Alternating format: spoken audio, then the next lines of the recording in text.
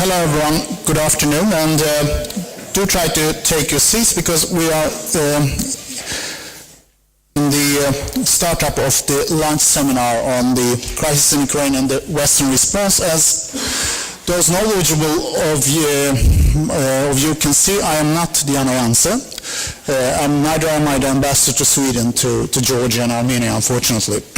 However, I'm Thomas Gur, and I'm one of the advisors for the organizers, the Jarl Hjalmarson Foundation.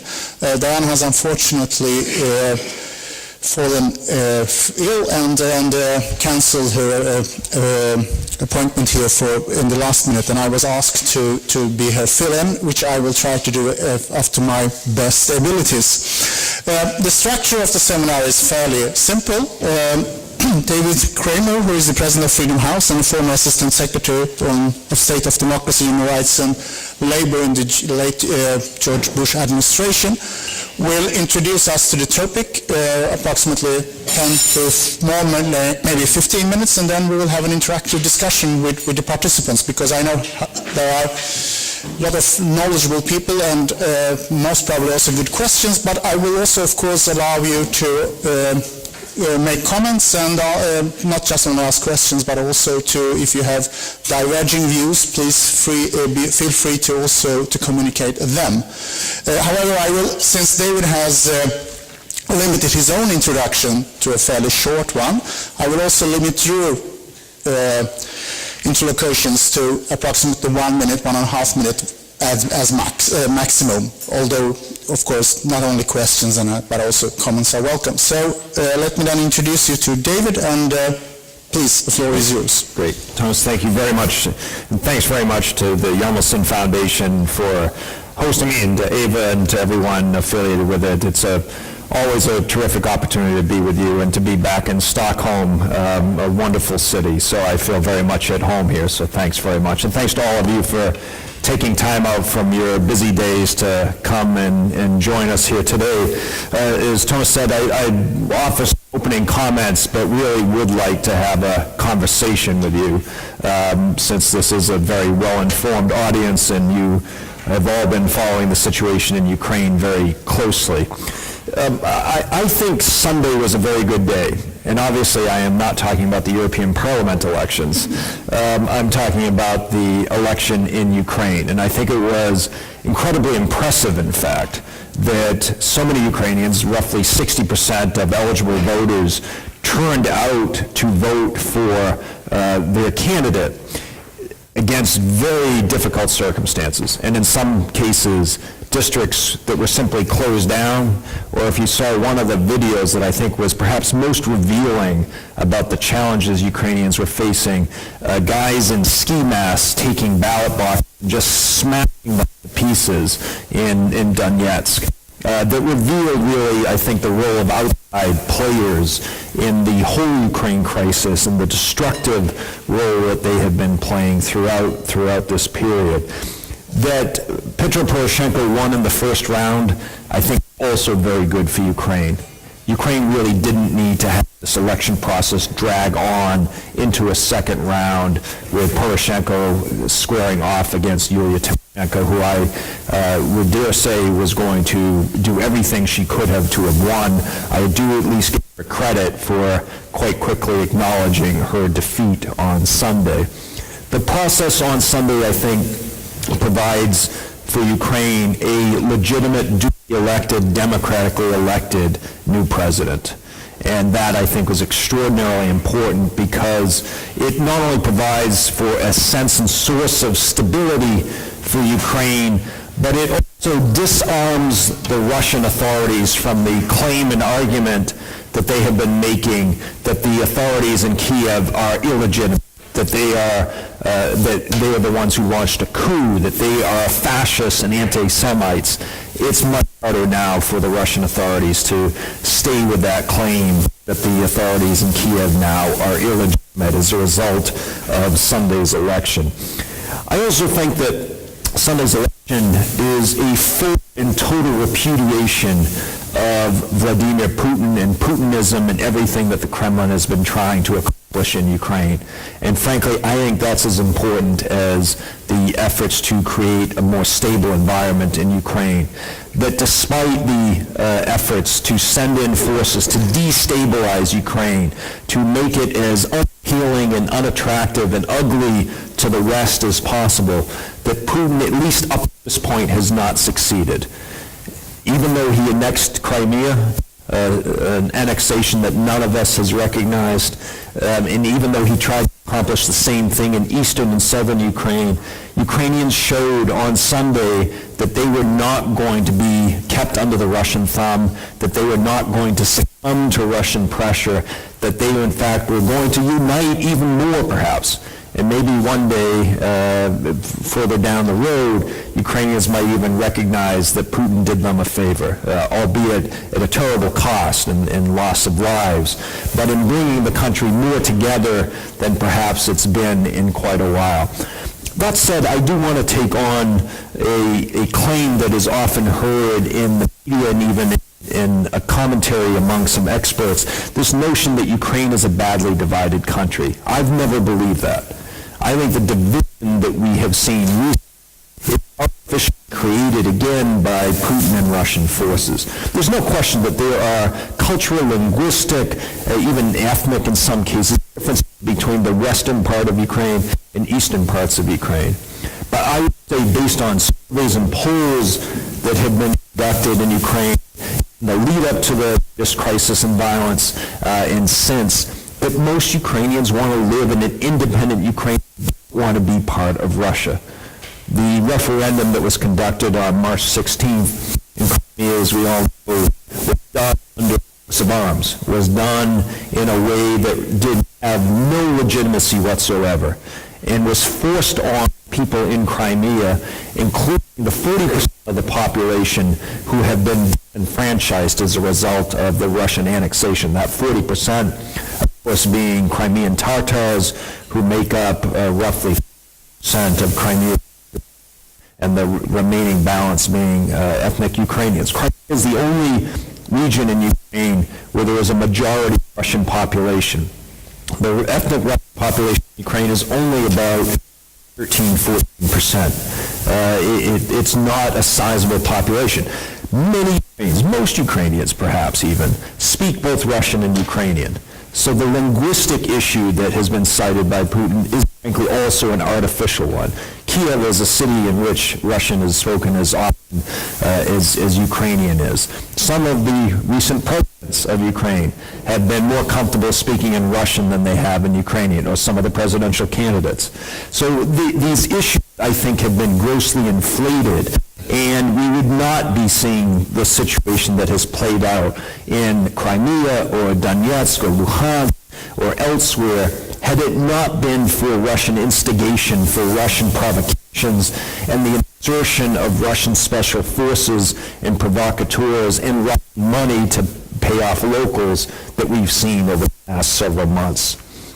There are huge challenges ahead for President Poroshenko, but before we get to those challenges, I do want to focus a little more, as I've started to, on how we got here, because I think how we reach this crisis point is very important.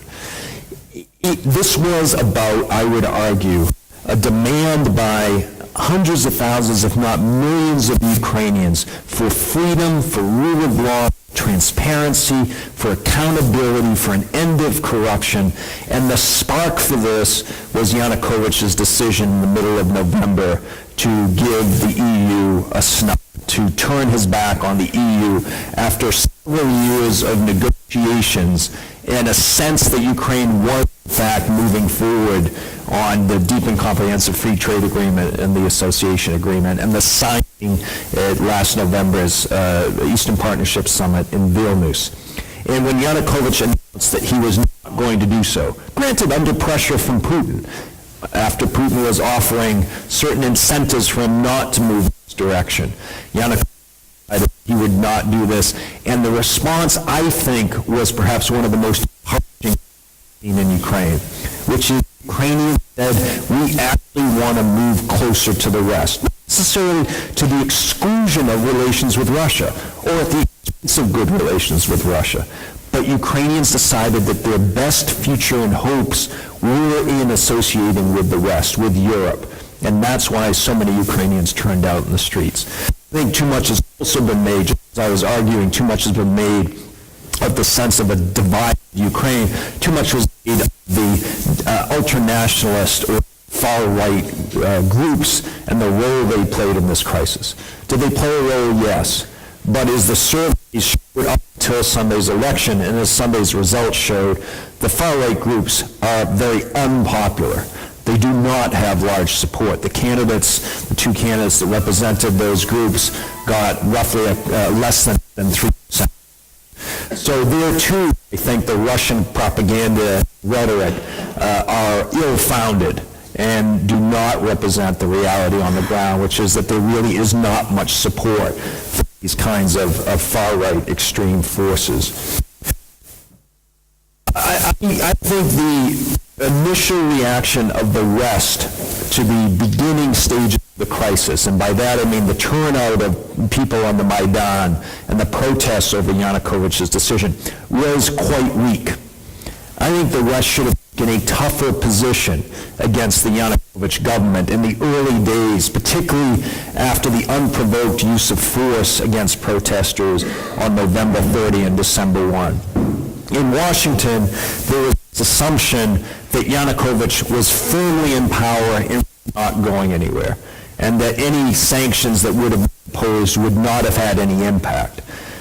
Some of us, and I was part of this group, were arguing, and in fact, Freedom House took a position early on, in fact, issued a statement on December 2nd, the first organization, I think, to do so, arguing Yanukovych to step down in the interest of the country and to impose sanctions against his regime. I would argue that had the West done so in December, January, even into the beginning of February, we would not have seen the bloodshed that we saw in the middle of February, in which roughly 100 people tragically lost their lives in Maidan. Yanukovych, as it turned out, and is now retrospective, being on House of Cards, his grip on power was much more fragile than I think many people concluded. And some people would say, well, why should Yanukovych, who was democratically elected and was there for both rounds of the election in 2010, January and February, he was democratically elected. It was a credible election. Why should he be forced from power? Why should he be thrown out?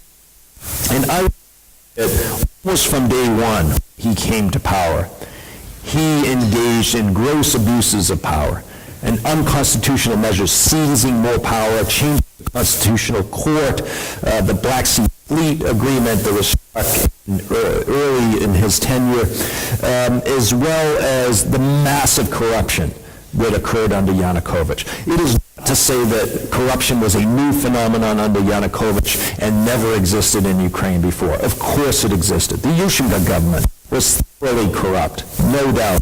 But Yanukovych took it to a whole new level.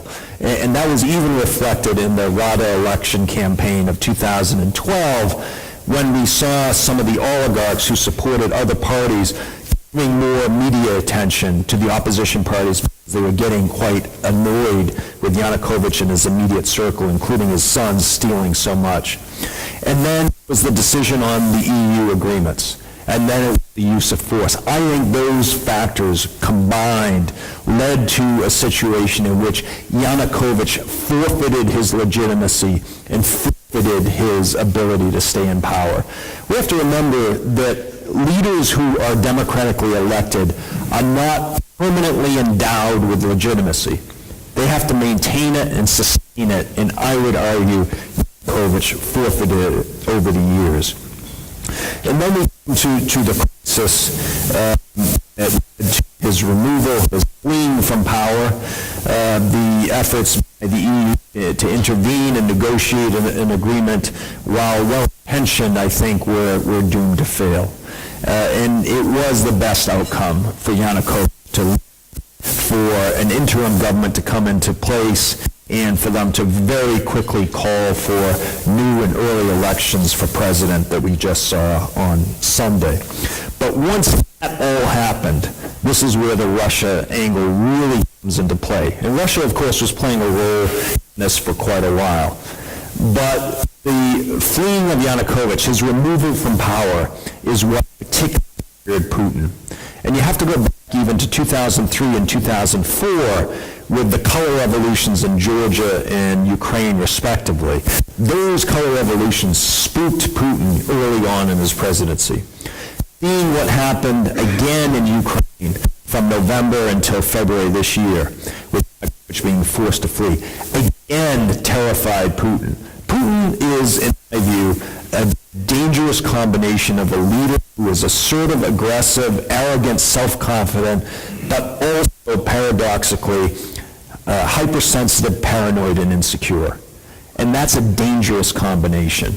And what happened in Ukraine fed into that second combination of characteristics, which is it fed his insecurity, it fed his paranoia, and he thought that what happened in Ukraine could happen in Russia, and he wanted to do everything he could to make sure that the Ukrainian revolution did not succeed. And so very soon after Yanukovych's removal from power, the situation in Crimea unfold with the insertion of Russian special forces, again, not wearing insignia that would identify who they were, partly Putin's paranoia because he wanted to maintain deniability, that he had sent any forces in. But there was no question that more forces were sent in to complement the forces that were already there under the Black Sea Fleet Agreement. He wanted to do everything he can to seize Crimea. He's put it in the context of righting a historical wrong that he blames on Khrushchev in 1954. And this was a way, in his mind, to cause huge problems for Ukraine and create instability in Ukraine by starting to take over parts of it. Crimea proved to be incredibly easy for Putin. It happened, and think about it, in a matter of weeks with the referendum that none of us has recognized, in which Putin, if you will, or a Stalinist phrase, became a little dizzy with success. It was so easy, he thought he could take what he did in Crimea and then do the same in eastern and southern Ukraine. And the problem he ran into is the people in eastern and southern Ukraine didn't support what he was doing. Putin thought that he could get the same kind of support he got in Crimea there, but instead, while the people in eastern and southern Ukraine were not huge fans of the interim authorities in Kiev, they certainly did not want to be taken over by Russia. They did not support the insertion of Russian special forces into their parts of the country. And so Putin ran into this roadblock, and I think this was one of the biggest obstacles to his efforts to try to create further instability in Ukraine. I also think that the other obstacle he ran into was the West. And while I think the West did not go far enough in its measures on sanctions, and I've been advocating for stronger, hard-hitting sanctions than we've seen so far, I nevertheless do appreciate and recognize that the position of the U.S. and EU, say from March 1 to today, is an enormous sea change. We have an entirely different outlook and approach toward Russia than what we had just 3 months ago. And so I do appreciate that the steps that the West together have taken. But I think Putin underestimated the West. I think he thought that through corruption, which I would argue is the biggest Russian export to the West, corruption, he thought that he could buy off the West. Through energy dependence, he thought the West wouldn't take any steps.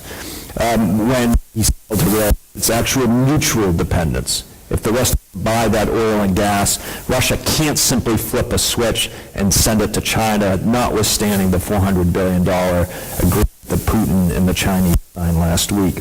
So I think the combination of the Ukrainians' resistance to his further incursion into Ukraine and the Western position with sanctions that have had an impact on an economy that was already in decline, those two things were able to at least temporarily halt to Putin's further aggression.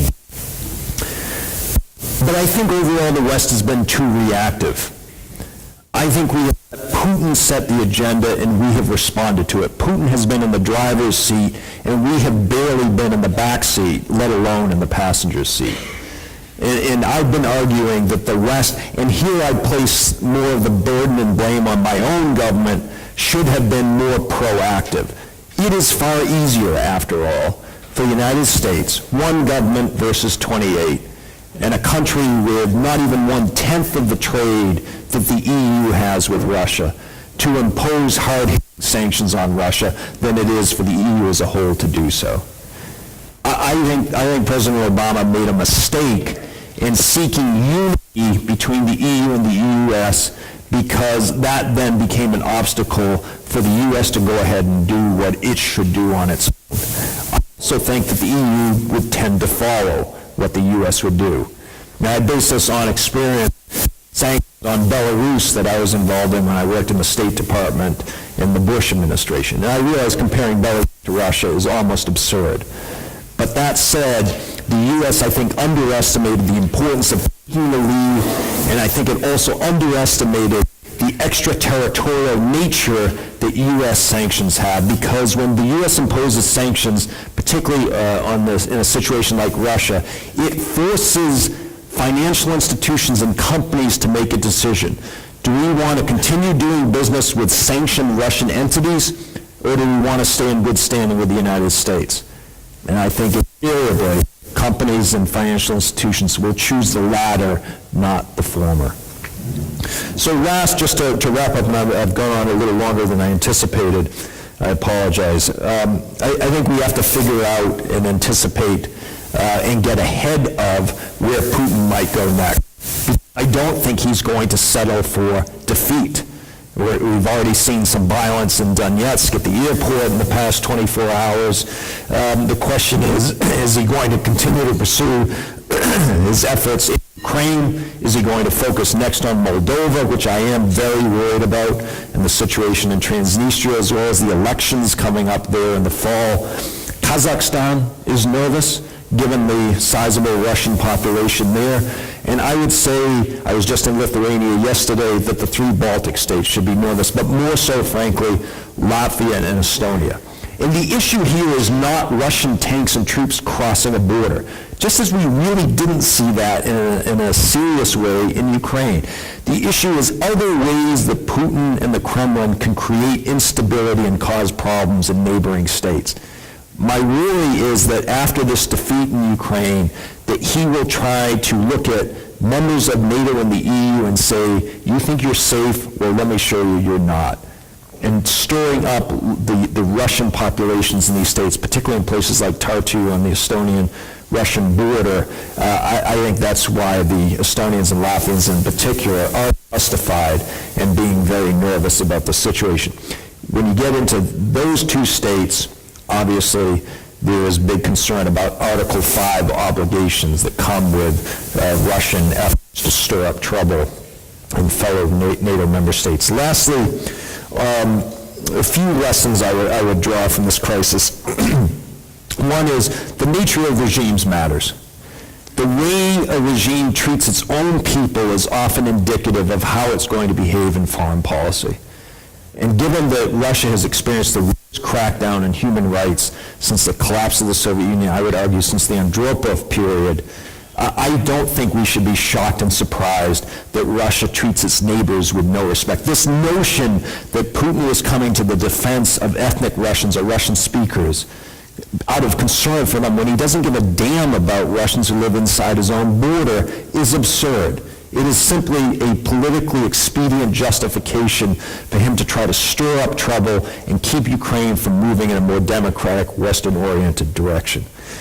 Second, I would argue Ukraine really is critical to a Europe whole, free, and at peace, a notion, a vision that has been in place for several decades. And I do think Ukraine is the big missing piece of this puzzle, and that's why it's important, as well as, of course, the fact that Putin's and Russia's violation of Ukraine's territorial integrity and sovereignty is really the first time we've seen parts of a country annexed by another in Europe since World War II. Third, it is important for the West to take a firm stand. We can't go about business as usual in what I would argue has been the gravest crisis the West has faced, possibly since the Cuban Missile Crisis. I would say this is more critical, more challenging than the Soviet invasion of Afghanistan, than the Soviet invasion of Prague. I think this has been the biggest threat and challenge we have faced in decades. Fourth, as I said, unity is nice. I'm all in favor of U.S.-EU unity on this, but sometimes the United States just has to take the lead. And I would argue that was the case here. And I don't think we did that enough, but I do give credit for what both the U.S. and EU have done at the same time. Fifth, Russia is more exposed and vulnerable than we think. And this is both a good and a bad thing. It's good because Russia's become more part of the globalized community. But for Russia, it's bad because it means we do have leverage if we choose to exercise that leverage, and that gets at the issue of political will. We can impose some consequences and pain on Putin's Russia if we choose to do so. It is more exposed and vulnerable than I think we've seen at any time before. And the last point, I would say as long as Vladimir Putin is in power, and possibly even his successor, whoever that may be, I do not think that Putin's successor is automatically going to be better for Russia or for us. Somebody like Dmitry Rogozin, I think, cannot be ruled out as a successor. He scares me, frankly, more than Putin. Russia, in this situation, under this kind of political arrangement, I would argue is a threat. It's not just that it's not an ally, it's not a strategic partner, it's not an adversary, it is a threat. It's a threat, and it comes back to the first point, which is not just to the neighborhood, it's a threat on a global scale. And the last link to this, example of this, and I'll stop here, is Syria, where you see Russia not only blocking resolutions in the UN Security Council, but Russia is arming, aiding, and abetting Assad's slaughter of the Syrian people. And this is an example where Russia, I would say, is working not just against our interests, but is trying to prop up similar like-minded authoritarian regimes around the world that very much runs counter to what we hope to see in the world. So thank you very much.